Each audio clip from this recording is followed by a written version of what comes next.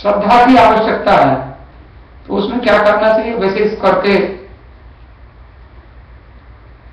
शाम के समय सत्यनारायण की कथा करने का विधान है। निशामुखे ब्राह्मण ही बांधवैश्चैव सहितो धर्म तत्पर।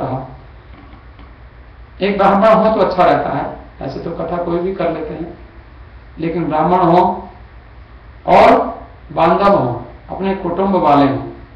एक व्यक्ति ने मुझसे पूछा कि महाराज जिसके कुटुंब हो ही नहीं वो सत्यनारायण की कथा नहीं करे क्या?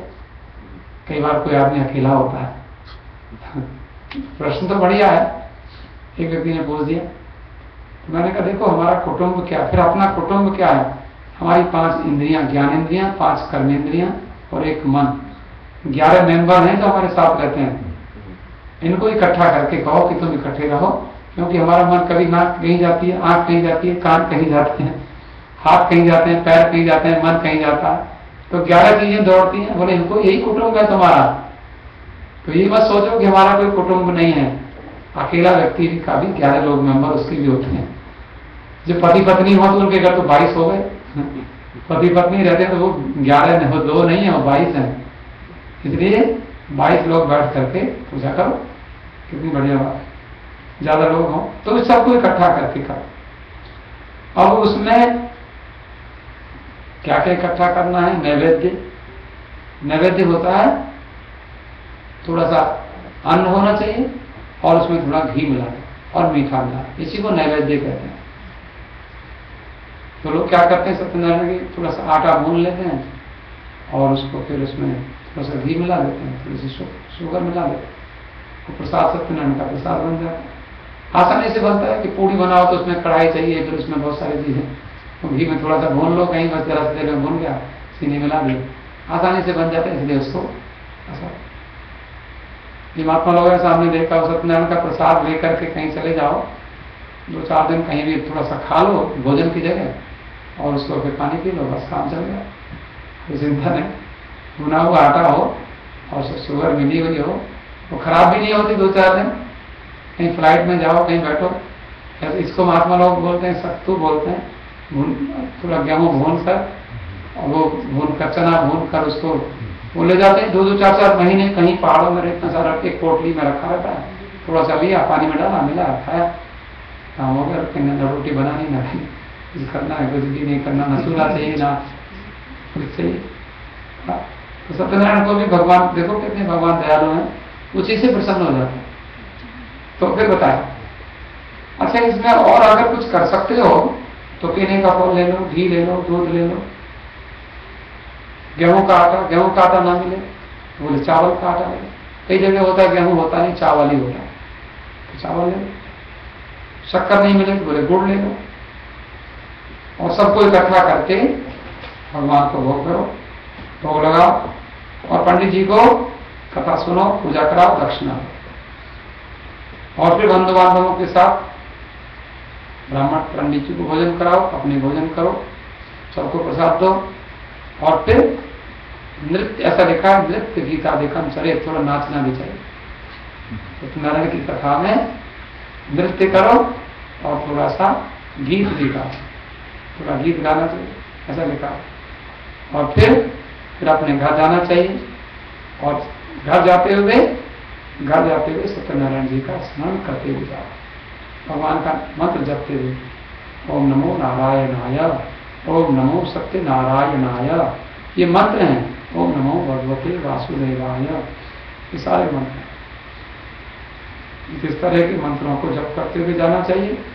और फिर ऐसा करने से क्या होता है? एवं कृते मनुष्याणाम वांछा सिद्धिर भवेत् ध्रुवम, ऐसा करने से मनुष्य की वांछा माने इच्छा, ध्रुवम माने निश्चित ही पूर्ण हो जाती है। और विशेषता कलयुग में लोग प्रायश्चित होते हैं। कलयुग में और बहुत सारे यज्ञ ना कर सको तो सत्यनारायण की पूजा कर लो, थोड़ा सा हवन कर लो, हो गया काम, यज्ञ हो गया छोटा सा। तो ये स्कंद पुराण की कथा है। इति स्कंद पुराणे रेवा खंडे श्री सत्यनारायण व्रत कथायां प्रथमोऽध्यायः। सत्यनारायण भगवान की जय। हमको अभी 4 अध्याय और सुनाने हैं, समय के भीतर थोड़ा सा भगवान का स्मरण करेंगे सभी लोग।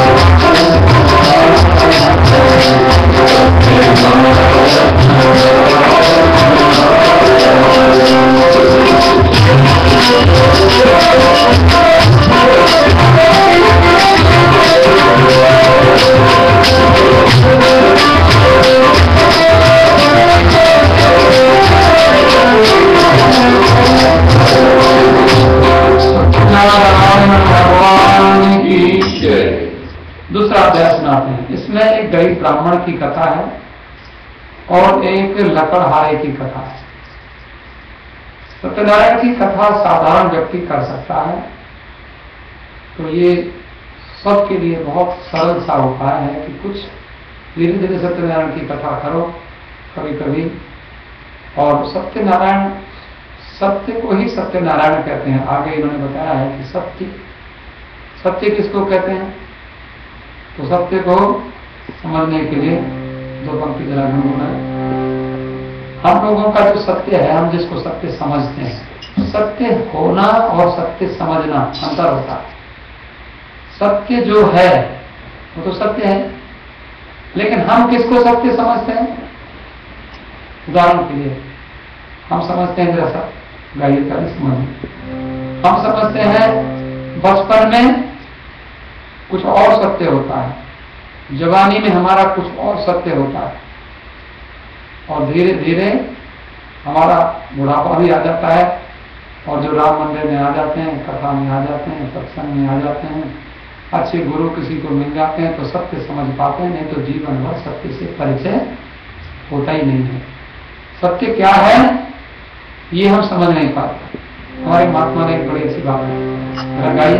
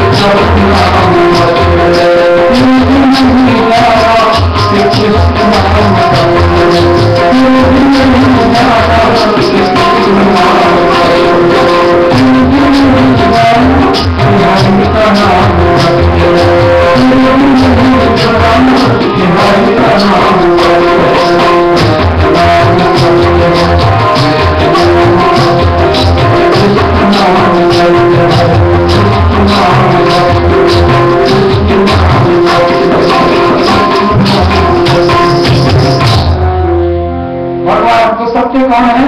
सत्यनारायण। तो सत्यनारायण कौन है? क्योंकि सत्य का लक्षण किया हमारे तर्क शास्त्र न्याय शास्त्र ने कि जो हमेशा रहता है उसी को सत्य कहते हैं। अब एक आदमी है, हम तो कहते तुम बड़े झूठे हो, कहीं झूठ बोलते हो। झूठ बोलने वाला झूठा है वो तो ठीक है, लेकिन एक आदमी ने हमको कहा कल को हमारे पास आना, हम तुम्हें 1 लाख रुपया देंगे भारतवर्ष में। हमने सोचा चलो कल को दे देगा। हम उसके पास जब हम कल को गए तो हमने उससे पूछा, हमने लोगों से पूछा कि वो आदमी कहाँ है? बोले महाराज वो तो मर गया। अब बताओ। तो वो बेचारा, अरे वो तो बड़ा झूठा निकला। बोले झूठा क्या? वो तो मर गया। झूठा क्या? वो झूठा नहीं था, वो जिंदा होता तो वो आपके पैसे जरूर दे देता 1 लाख रुपया, लेकिन वो तो मर गया। तो हमें पता चला कि वो झूठा और सच्चा लोग हम हमारे व्यवहार के लिए हम बोलते थे। वस्तुतः सच्चा तो भगवान ही है। जो हमेशा नहीं रहता उसको सच्चा नहीं कह सकते, सत्य नहीं कह सकते। त्रिकाला वादित्वम सत्यत्वम, जो था, जो है और जो रहे उसी को सत्य कहते हैं। तो भगवान पहले भी थे और भगवान बाद में भी रहेंगे। आज से 100 साल 200 साल 500 साल बाद भी भगवान रहेंगे, लेकिन हम पहले नहीं थे और हम 10 20 50 साल बाद नहीं रहेंगे। तो ये हम सत्य नहीं है। सब संसार का कोई शरीर सत्य, तो ये समझने की बात है। सत्यनारायण कौन है? जो हमारे शरीर को चलाने वाला, वही तो सत्यनारायण है। उसको समझना। तो सत्यनारायण की कथा क्या है? हम रोज तो सत्यनारायण की कथा कहते हैं। जो रामायण की कथा सारी सत्यनारायण की तो कथा है। उसी राम ही तो सत्यनारायण है। वो हमेशा श्रद्धा तो हमेशा रहता नहीं, लेकिन ये 5 अध्यायों में सत्यनारायण की कथा कहीं नहीं है। सत्यनारायण की कथा का महात्म्य है, इंपॉर्टेंस लिखा है इसमें। इति स्कंद पुराणे रेवाखंडे सत्यनारायण व्रत कथायाम प्रथमो अध्याय। तो ये सत्यनारायण के व्रत का महात्म्य है। तो आज हम महात्म्य बताते हैं, फिर कभी आपको सत्यनारायण की कथा भी सुनाएंगे। तो ये सुन लीजिए। तो निर्धन ब्राह्मण की कथा है और लकड़ी बेचने वाले की कथा है। उसने कहा सूत जी ने कि देखो अब मैं कथा सुनाता हूं। काशीपुर एक नगर है, दिल्ली से कोई 1 घंटे का रास्ता है। काशीपुर 1.5 घंटे का होगा कार से। काशीपुर नैनीताल के पास है। तो काशीपुर नाम का नगर है, आज भी है। उसमें कोई एक ब्राह्मण रहते थे जो बड़े गरीब थे, भूख और प्यास से बड़े दुखी होते थे। भगवान ने देखा कि ब्राह्मण है, दुखी होता है, इसका दुख दूर करना चाहिए। भगवान ने एक बूढ़े ब्राह्मण का रूप बनाया और उसके पास गए। बोले किमर्थम भ्रम से विप्र महिम नित्यम सुदुखिता। है पंडित जी, क्यों घूमते हो, इधर जाते हो उधर जाते हो, क्या करते हो? पंडित जी बोले ब्राह्मणोदि दरिद्रो हम भिक्षार्थम वही भ्रमे महीन। महाराज मैं गरीब ब्राह्मण हूं और मैं भिक्षा के लिए भ्रमण करता हूं, मैं मांग के खाता हूं, क्योंकि मेरे पास कोई जॉब नहीं है, कोई काम नहीं है, तो मैं रोटी मांगता हूं, बहुत गरीब हूं। उपाय यदि जाना सी कृपया कथे प्रभु, आप कोई इसका उपाय जानते हो तो मुझे बता दो कि मैं इधर उधर ना भ्रमण करूं, ना मेरा मांगना छूट जाए। तो बूढ़ा ब्राह्मण कोई और नहीं था, सत्यनारायण भगवान ही बूढ़े ब्राह्मण बन के आए थे, पूछ रहे थे। उन्होंने कहा देखो तुम सत्यनारायण भगवान की पूजा करो, और वो सत्यनारायण विष्णु को ही कहते हैं। विष्णु माने सबका पालन करने वाले, और वही सत्यनारायण रूप परमात्मा है। जीवन में सच्चाई आवे थोड़ी थोड़ी तो हम सत्यनारायण को मिल सकते हैं, लेकिन हम जीवन में पूरा जीवन हमारा झूठ में ही बीत जाए तो जीवन में सत्य क्या है उसको भी समझना चाहिए। उसने नहीं पूछा महाराज इसका विधि क्या है।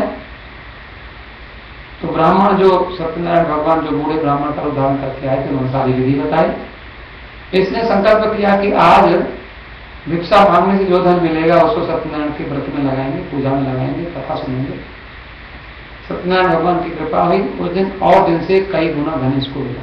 भिक्षा में किसी ने 1 लोटा दिया, किसी ने 2, किसी ने 4, इसने सारा लेकर और केले के फल ले आया, गेहूं का आटा ले आया, थोड़ा सा गुड़ ले आया, दूध ले आया, दही ले आया, घी, शक्कर सब लाकर इसने प्रसाद बनाया और इसने भगवान की पूजा करी और इसने पंडित जी से कथा सुनी। पंडित जी को कुछ दक्षिणा दे दी।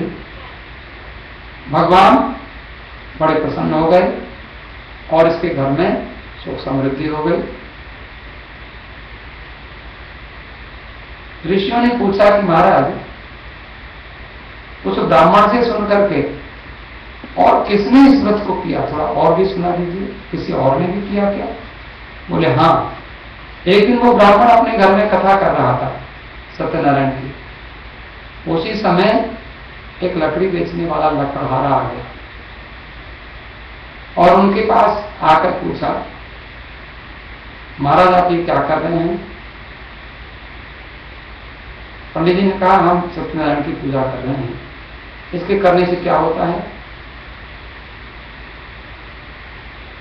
पंडित जी ने कहा कि देखो, इसके करने से, मेरा घर देखते हो, मेरे घर में कुछ भी नहीं था, मैं गरीब था, रोटी मांग के खाता था, लेकिन आज मेरे पास अच्छा घर है, आज मेरे पास अच्छा व्यापार है।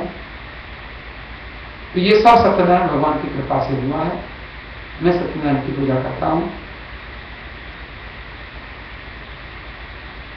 सत्यनारायण की पूजा करने से सब धीरे धीरे आचरण में भी सच्चाई आ जाती है और फिर जीवन में जब कोई व्यापार करता है, जब हम झूठ बोलते हैं तो हमारे पास कस्टमर कहाँ से आएंगे? बोलेंगे झूठा आदमी, इसके पास नहीं जाएंगे। और किसी का विश्वास, क्योंकि साख होती है ना अपनी, सब लोग कहते हैं हाँ इसकी जो है भाई ये आदमी तो सच्चा है। ये लोग कहते हैं हम 20 साल से काम करते हैं, आज तक 20 साल में कोई हमको ऐसा नहीं बोलता कि हमने कोई काम खराब किया। तब लोग फिर काम, उनके पास काम आता है, पैसा आता है, रुपया आता है। तो सच्चाई से सारा व्यापार भी बढ़ता है। तो इस प्रकार से लकड़हारे ने कहा, महाराज ठीक है, मैं भी ये करूंगा। लकड़हारा अपने घर गया और उसने भी अगले दिन संकल्प किया, आज लकड़ी बेचने से जो भी पैसा मिलेगा उससे सत्यनारायण की पूजा करेंगे। लकड़ियां लेकर गया और दिन से कई गुना धन मिल गया। अपने घर गया और उसने विधि विधान से सत्यनारायण भगवान की पूजा करी।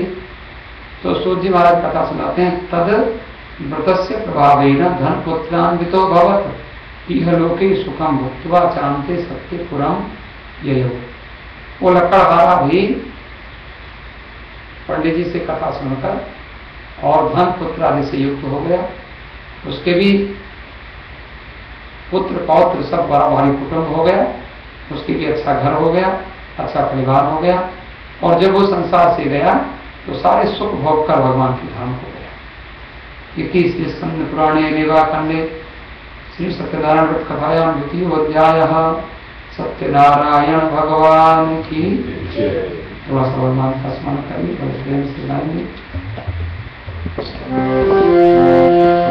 सत्यनारायण नारायण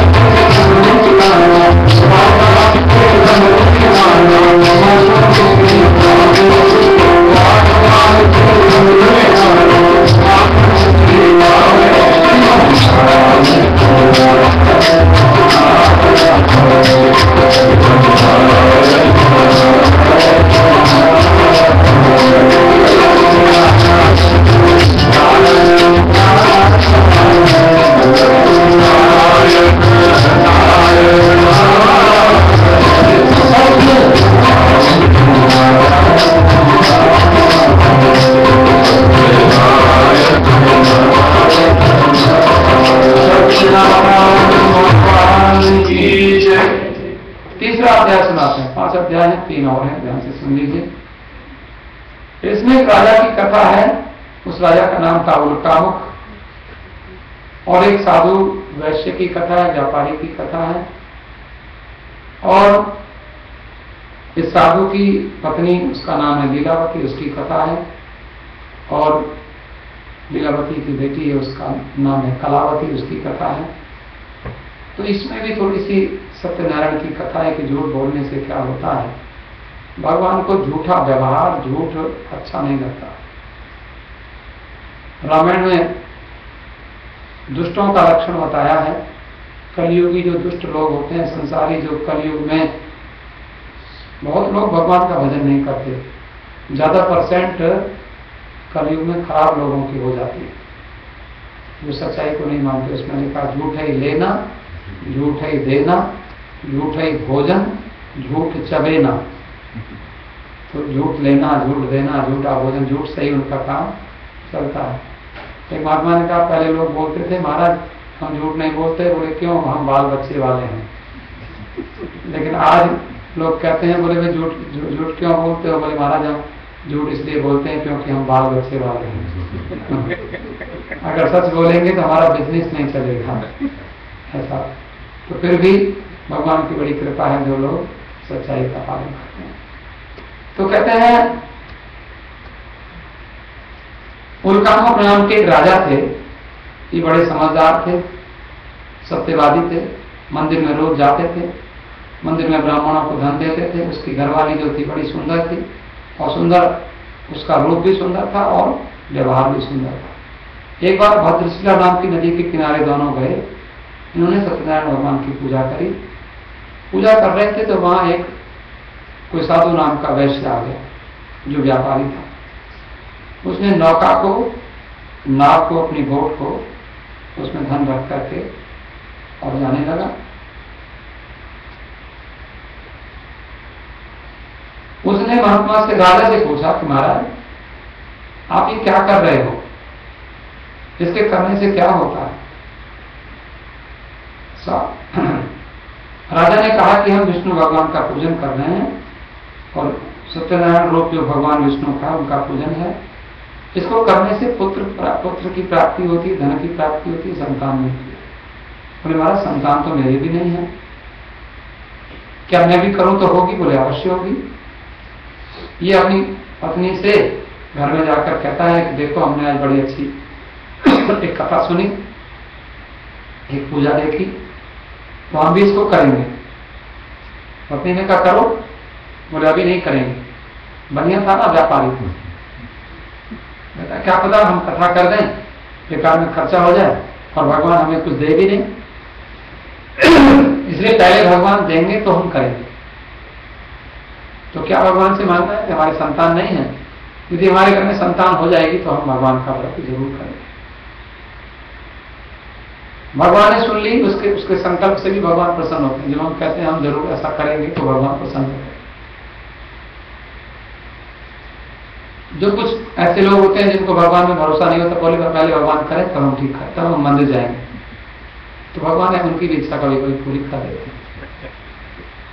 तो उसने देखा कि उसको 9वें महीने में वो गर्भवती हुई और 10वें महीने में उसकी एक श्रेष्ठ कन्या पैदा हो गई।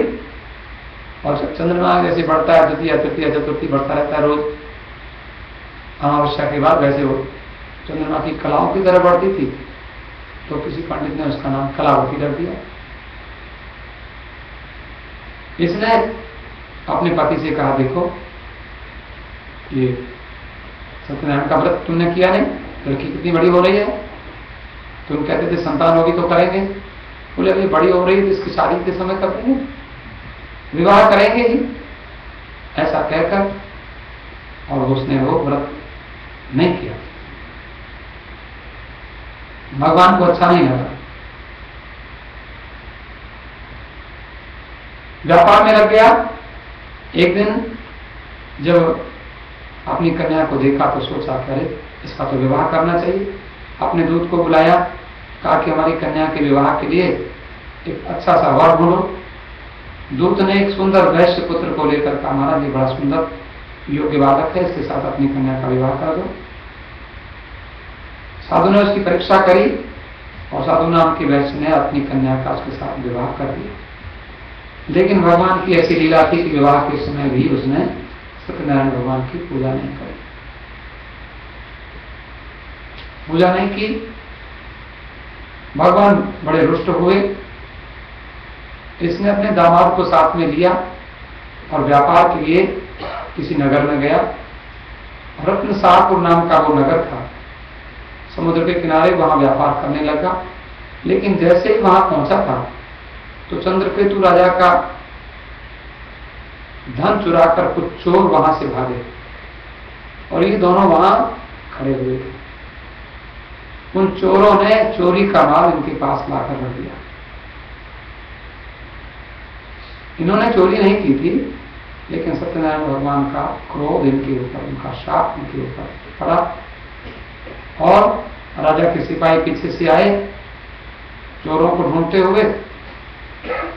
इनके पास वो धन रखा हुआ था, इनको झट से पकड़ लिया। बोले तुमने चुराया? बोले हमने नहीं चुराया। बोले नहीं, तो किसने चुराया? चोर कहाँ है? तुम इसके पास खड़े हो, तुम ही तो चोर हो। चोरी का माल किसी का हो, उसके पास जो खड़ा होगा उसी को तो पकड़ा जाएगा। इसलिए कभी लावारिस पैसे के सामने के सामान के पास खड़ा मत हो जाए। पता नहीं कोई चोर समझ ले, कोई चोरी करके हमारे पास रख जाए और लोग आके के हमको कहेंगे आपने चुराया, हम मना करेंगे को मानेगा। ये कभी कभी ऐसा होता है, क्योंकि भगवान रुष्ट हो गए थे, इसलिए बिना मतलब में चोरी का नाम रख दिया, बेचारों को जेल में डाल दिया और उनका भी धन राजा ने छीन लिया, जेल में पड़े रहे। लेकिन भगवान की माया के वशीभूत होकर किसी ने उनका कहना नहीं सुना। अब इधर लीलावती कलावती दोनों दुखी हुई, दोनों घर घर घूमने लगी। एक दिन पड़ोस में ही उस कलावती कन्या ने सत्यनारायण भगवान की पूजा देखी, वहां गई, प्रसाद खाकर माता ने पूछा बेटी रात में कहाँ गई थी? कहा माँ मैंने सत्यनारायण की पूजा देखी है। माँ को याद आ गई। माँ ने कहा बेटी तेरे पिताजी ने तेरे जन्म के पहले इसका संकल्प किया था, लेकिन तुम पैदा हो गई, तुम्हारा विवाह हो गया, आज तक हम लोगों ने इस व्रत को नहीं किया, चलो हम इस व्रत को करते हैं। दोनों ने सत्यनारायण भगवान की कथा करी और भगवान से प्रार्थना की, हे भगवान हमारे पति को, हमारे दामाद को घर भेजो। भगवान ने उन दोनों की प्रार्थना सुनी और राजा चंद्रकेतु को सपना दिया कि तुम्हारे जो जेल में जो चोर हैं वो चोर नहीं है, उनको मेरा श्राप होने से जेल में बंद होना पड़ा। ऐसा करो सवेरे उनको छोड़ दो, उनका धन भी उनको दे दो। राजा ने सब सभा जोड़ी, सवेरे उठकर उनको बुलाकर उनको धन दे दिया। उनसे हाथ जोड़कर कहा महाराज मेरी भूल हो गई, भूल से मैंने आपको चोर समझ लिया था, अब आप अपने घर जाओ। दोनों अपने घर की ओर चले। इति श्री स्कंद पुराणे रेवाखंडे श्री सत्यनारायण कथायां तृतीयोऽध्यायः। सत्यनारायण भगवान की जय। तीसरा अध्याय थोड़ा भगवान का स्मरण करें, 2 अध्याय और बाकी हैं, संस्कृत में हम कहेंगे, बड़े प्रेम से श्रवण भी करें। तो थोड़ा सा भगवान का नाम सत्यनारायण नारायण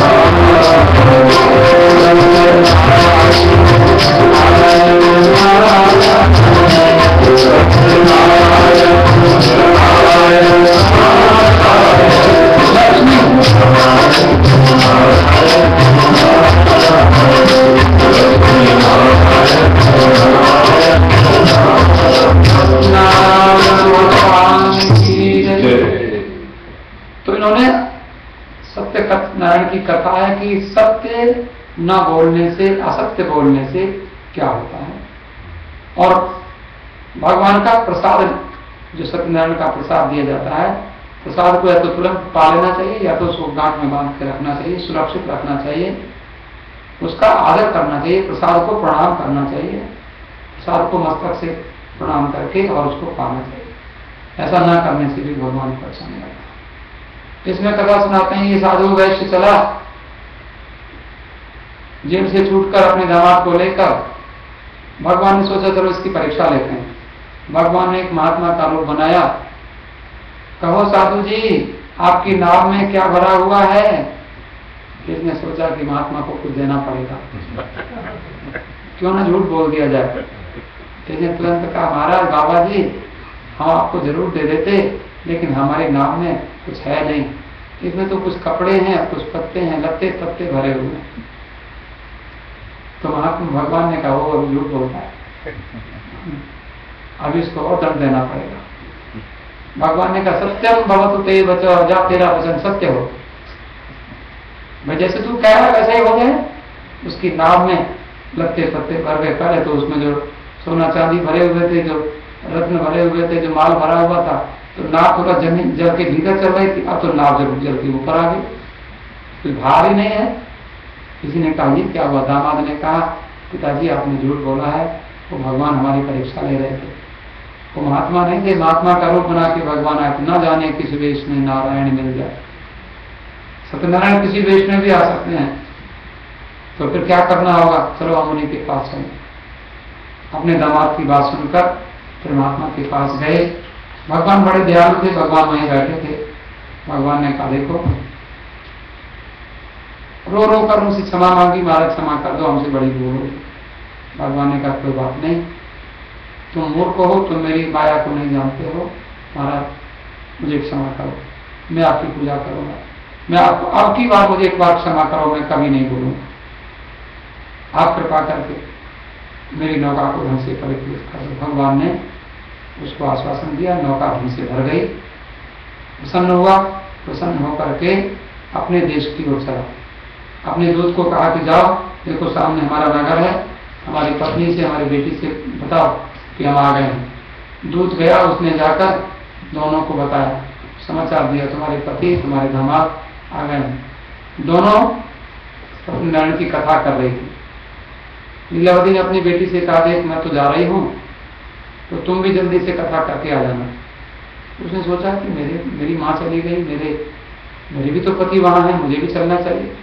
तो कथा को आधी छोड़ करके, आरती ठीक से ना करके, प्रसाद भी ना पाकर वो भी चली गई। तो वहां जाकर देखा तो उस कलावती के पति और नौका दोनों ही जल में भगवान ने डुबो दिए।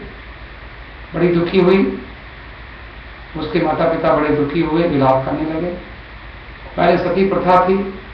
कलावती कन्या ने सोचा कि मैं अपने पति की चरण पादुका लेकर मैं सती हो जाऊंगी। सती चिता बनाने लगी, सती होने लगी। इस प्रकार से लीलावती और वह साधु वैश्य दोनों भगवान से बार बार रोकर क्षमा मांगने लगे, हे भगवान हमें क्षमा करो, हम क्या कर सकते हैं। बार बार धरती पर दंडवत प्रणाम करने लगे भगवान को। तो भगवान ने कृपा करके उनको आकाशवाणी के रूप में कहा कि तुम्हारी कन्या मेरे प्रसाद को छोड़कर, मेरी पूजा को बीच में ही छोड़कर चली आई है, इससे तेरी कन्या का पति अदृश्य हुआ है। यदि तेरी कन्या कलावती घर में जाए और फिर से मेरी कथा पूरी करे और भोग लगाकर आएगी आरती करके, तब इसको उसका पति मिल जाएगा। कन्या दौड़कर घर में गई, प्रसाद लेकर भगवान का भोग लगाकर तब आई, तो वहां पर अपने पति को पाया। पिताजी के पास गई, पिताजी अब तो घर चलो, और क्यों देर करते हो। वह वैश्य लीलावती पत्नी के साथ, कलावती बेटी के साथ, अपने दामाद के साथ और घर में गया। और तब घर में जाकर प्रत्येक पूर्णिमा को, संक्रांति को, शुभ अवसर पर जब भी जैसा अवसर आता सत्यनारायण भगवान की कथा करने लगा। और कथा करके संसार के सारे सुख भोग कर अंत में भगवान के धाम को प्राप्त हुआ। सत्यनारायण भगवान की भगवान का नारायण नारायण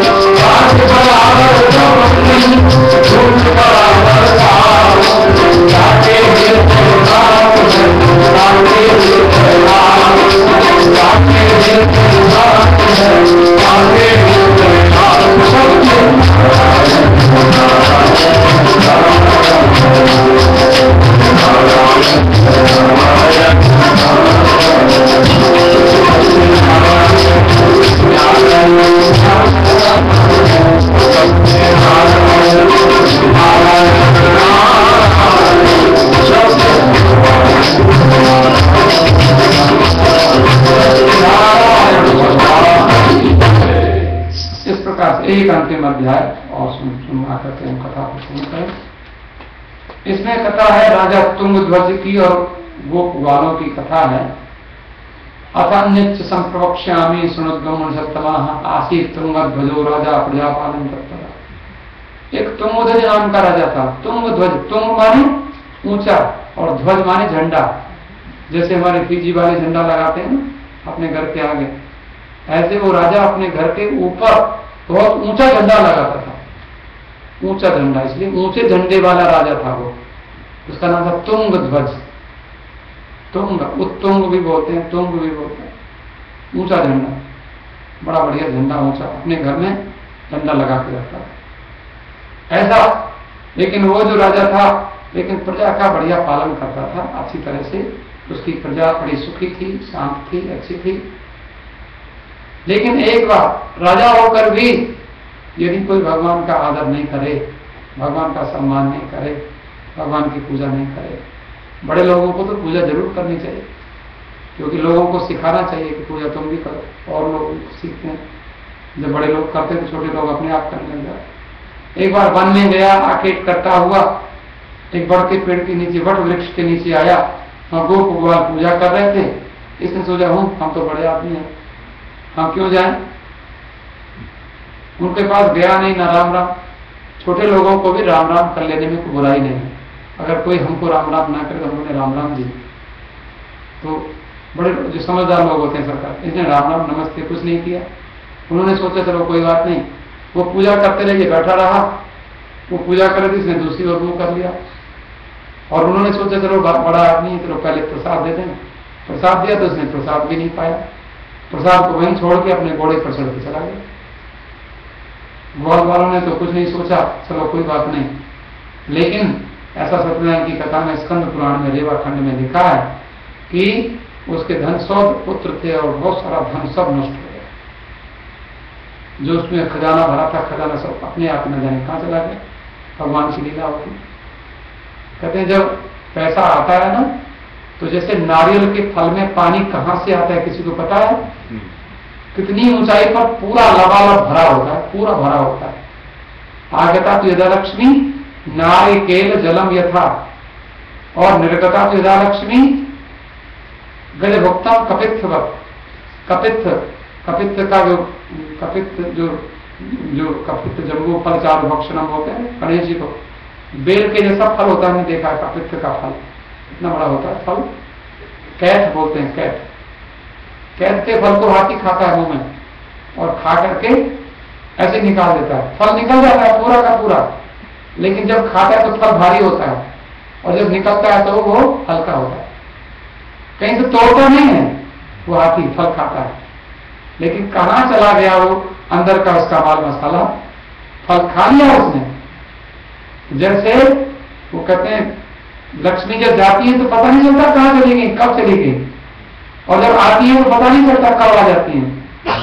भगवान की कृपा से आती है, भगवान की कृपा से ही, भगवान की माया से जाती। इसलिए ऐसा हुआ, क्या हुआ, इसने फिर से ग्वाल वालों के पास गया, अपनी भूल स्वीकार की, और ग्वाल वाले मिले, महाराज मेरी पूजा कराओ, मेरे से बड़ी भूल हो गई, मैंने आपकी पूजा, आपके साथ बैठ के कथा नहीं सुनी, प्रसाद नहीं पाया। फिर घर में गया लौट कर, तो इसके पुत्र सब ठीक हो गए, हनुमान फिर से मिल गया, और अंत में भगवान के धाम को गया। इस कथा को जो भी करता है, सुनता है, तो उसको धंधा में सुख समृद्धि मिलती है, भय से मुक्त होते हैं, मन इच्छा पूर्ण होती है। कलयुग में भगवान की पूजा फल देने वाली है। भगवान को कोई सत्य कहता है, कोई काल कहता है, कोई ईश कहता है, कोई सत्यनारायण कहता है, लेकिन जो भी कहे, जिस रूप से भी कोई पूजा करता है, उसी रूप से, उसी नाम से भगवान उसकी इच्छाओं को पूर्ण करता है।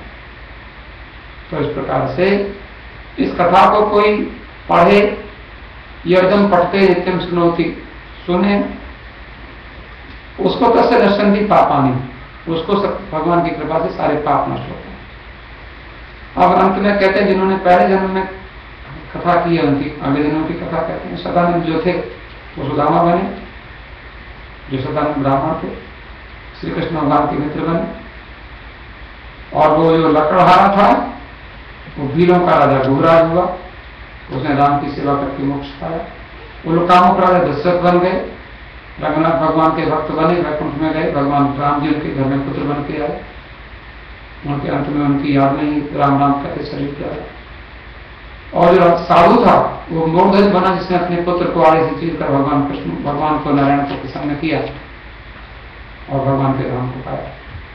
तुंगध्वज राजा जो थे वो मूढ़ बने, और तुंगध्वज राजा स्वयंभू नाम की मनु हुए, जिन्होंने मनुस्मृति लिखी, और वही मनु शत्रुपा दशरथ कौशल्या बने, उनके घर में भगवान है। इस प्रकार से, और वो जो ग्वालवाल थे, सब ब्रजवासी ग्वालवाल बने, और उन्होंने भगवान के साथ लीला देखी और अनेक प्रकार से भगवान का सानिध्य प्राप्त करके गोलोक को प्राप्त किया। ये सत्यनारायण भगवान की कथा है। अंत में और भगवान का स्मरण करते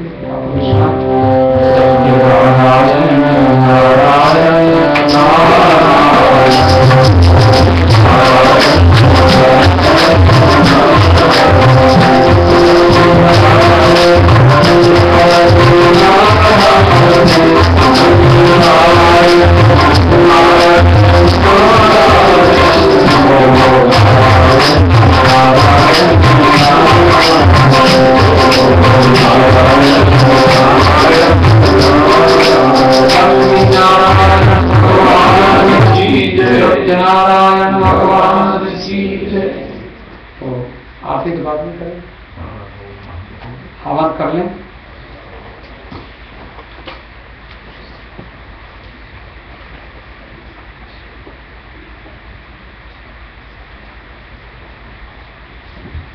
हवन के लिए सारे हवन रखें।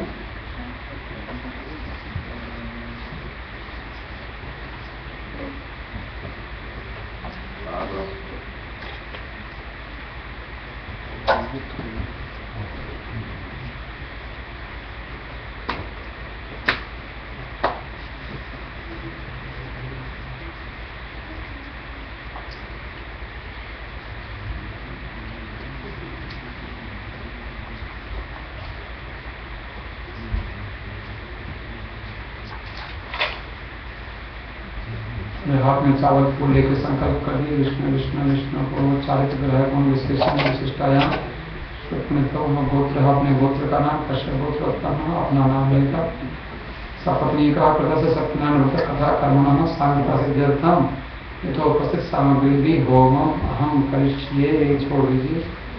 फूल और चावल, उसके बाद थोड़ा सा लकड़ी इसमें लगा लीजिए।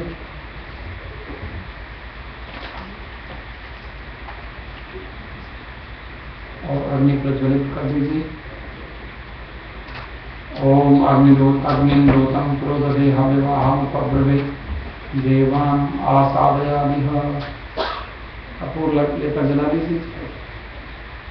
ओम सर्वतः पाणिपादश्च सर्वतोक्षिशिरो मुखः विश्वरूपो महानग्निः प्रणीतः सर्वकर्मसु। ओम अग्निम आवाहयामि। अग्नि का ध्यान कर लीजिए, हाथ जोड़ के ध्यान कर लीजिए। अग्निम प्रज्वलितम वंदे जातवेदम हुताशनम सुवर्ण वर्णमंगलम समिद्धम सर्वतोमुखम।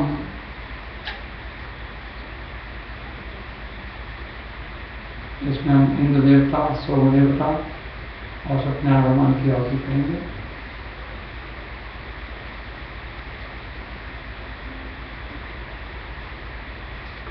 आहुति लगाएंगे। ओम प्रजापतये स्वाहा। ओम प्रजापतये नमः। ओम इंद्राय स्वाहा। इदम इंद्राय नमः। ओम अग्नये स्वाहा। इदम अग्नये नमः। ओम सोमाय स्वाहा। इदम सोमाय नमः। ओम गणानां त्वा गणपतिगुं हवामहे प्रियाणां त्वा प्रियपतिगुं हवामहे इदीनां त्वा निधिपतिगुं हवामहे वसुं आहमनाय स्वाहा। ओम अम्बिका मालिकी नमानयति कश्चन सशस्त्रस्कश्वदेकां कांतिर्वासिनीं स्वाहा। ओम आदित्याय स्वाहा। ओम सोमाय स्वाहा। ओम भौमाय स्वाहा। ओम बुधाय स्वाहा। ओम बृहस्पतये स्वाहा। ओम शुक्राय स्वाहा। ओम शनीश्वराय स्वाहा। ओम राहवे स्वाहा। ओम केतवे स्वाहा। ओम नमो भगवते वासुदेवाय। मंत्र से 10 बार छोड़ेंगे। ओम नमो भगवते वासुदेवाय स्वाहा। ओम नमो भगवते वासुदेवाय स्वाहा। ओम नमो भगवते वासुदेवाय स्वाहा। ओम नमो भगवते वासुदेवाय स्वाहा। ओम नमो भगवते वासुदेवाय स्वाहा। ओम नमो भगवते वासुदेवाय स्वाहा।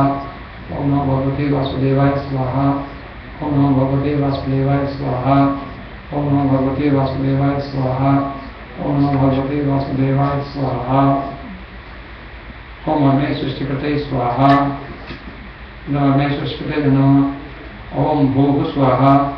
इदम अग्ने नमः। ओम भुवः स्वाहा। इदम वायवे नमः। ओम स्व स्वाहा। इदम सूर्याय नमः। ओम अग्निवर्णाभ्यां स्वाहा। इदम अग्निवर्णाभ्यां नमः। ओम अग्नये स्वाहा। इदम अग्नये नमः। ओम वरुणाय सवित्रे विष्णवे विश्वेभ्यो देवेभ्यो मरुद्भ्यः स्वर्गेभ्यश्च स्वाहा। इदम वरुणाय सवित्रे विष्णवे विश्वेभ्यो देवेभ्यो मरुद्भ्यः स्वर्गेभ्यश्च नमः। ओम वरुणादित्याय स्वाहा। इदम वरुणादित्याय नमः। ओम प्रजापतये स्वाहा। इदम प्रजापतये नमः। ओम भूर्भुवः स्वः सवितुर्वरेण्यं भर्गो देवस्य धीमहि प्रचोदयात् स्वाहा। ओम भूर्भुवः स्वः सवितुर्वरेण्यं भर्गो देवस्य धीमहि प्रचोदयात् स्वाहा। ओम भूर्भुवः स्वः सवितुर्वरेण्यं भर्गो देवस्य धीमहि प्रचोदयात् स्वाहा। ओम भूर्भुवः स्वः सवितुर्वरेण्यं भर्गो देवस्य धीमहि प्रचोदयात् स्वाहा। ओम भूर्भुवः स्वः सवितुर्वरेण्यं भर्गो देवस्य धीमहि प्रचोदयात् स्वाहा। ओम भूर्भुवः स्वः सवितुर्वरेण्यं भर्गो देवस्य धीमहि प्रचोदयात् स्वाहा। ओम भूर्भुवः स्वः सवितुर्वरेण्यं भर्गो देवस्य धीमहि प्रचोदयात् स्वाहा। ओम भूर्भुवः स्वः सवितुर्वरेण्यं भर्गो देवस्य धीमहि प्रचोदयात् स्वाहा। ओम भूर्भुवः स्वः सवितुर्वरेण्यं भर्गो देवस्य धीमहि प्रचोदयात् स्वाहा। ओम भूर्भुवः स्वः सवितुर्वरेण्यं भर्गो देवस्य धीमहि प्रचोदयात् स्वाहा। पूर्णाहुति कर दीजिए। ओम पूर्णमदः पूर्णमिदं पूर्णात् पूर्णमुदच्यते पूर्णस्य पूर्णमादाय पूर्णमेवावशिष्यते। ओम सर्वं वै पूर्णं स्वाहा। ओम सर्वं वै पूर्णं स्वाहा। ओम सर्वं वै पूर्णं स्वाहा। अग्नि की प्रदक्षिणा कर लीजिए सभी लोग। अग्नि के घूम जाइए चारों। ओम चैशं जमदग्नेः। ओम विश्वतश्चक्षुरुष्टो मुखो विश्वतो बाहुः साक्षात् संभावनं समरत्रे जावा भूमि जनयन् देव एकः। प्रदक्षिणा करके थोड़ा सा उसमें से भस्म लेकर शरीर में लगा लें।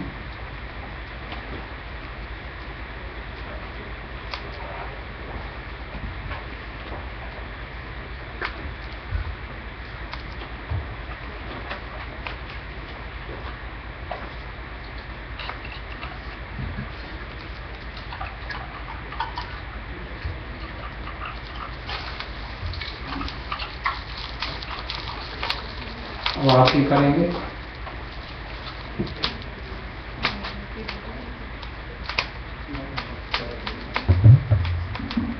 ओम कर्पूरगौरं करुणावतारं संसारसारं भुजगेन्द्रहारं सदा वसन्तं हृदयारविन्दे भवं भवानी सहितं नमामि।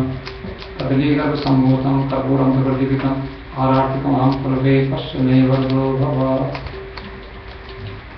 सत्यनारायण भगवान की आरती करें। ओम जय लक्ष्मी रमण स्वामी जय लक्ष्मी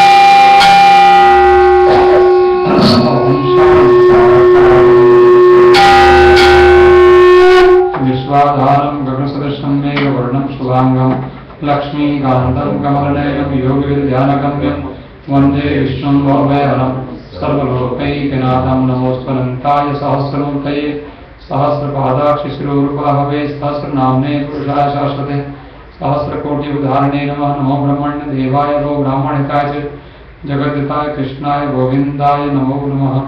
आकाशात् पतितं तु यमिता गच्छति सागरं सर्वदेव नमस्कारः केशवं प्रति गच्छति मुखं करोति वाचालं पङ्गुं लङ्घयति गिरिं यत्कृपातमहं वन्दे परमानन्दमाधव।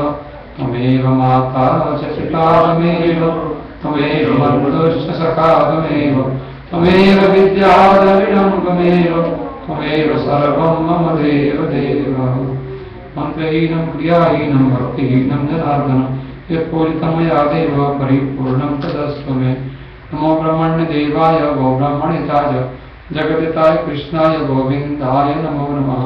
यदक्षरं पदभ्रष्टं मात्राहीनं भवेत् तत्सर्वं क्षम्यतां देव प्रसीद परमेश्वर प्रसीद परमेश्वर।